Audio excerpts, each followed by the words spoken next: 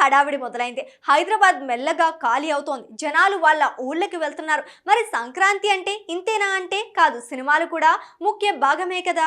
అలాగే ప్రభాస్ ది రాజసాబ్ వచ్చింది. Mixed talk రావడం వల్ల అందరూ మెగాస్టార్ మన శంకర వరప్రసాద్ గురించే వెయిట్ చేశారు. సినిమా వచ్చేసింది, ఇంకెందుకు లేట్, మీరు కూడా చూసేయండి. మేము చూసాం, ఎంజాయ్ కూడా చేస్తాం.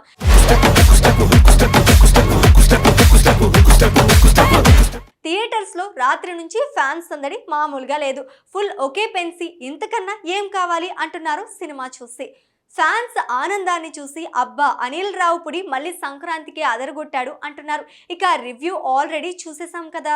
అయితే స్టోరీలోకి మెల్లగా వెళ్తే మన శంకరుడు ఒక నేషనల్ సెక్యూరిటీ ఆఫీసర్. కేంద్ర మంత్రి శర్మకి రక్షణ బాధ్యతల్ని చూస్తూ ఉంటాడు.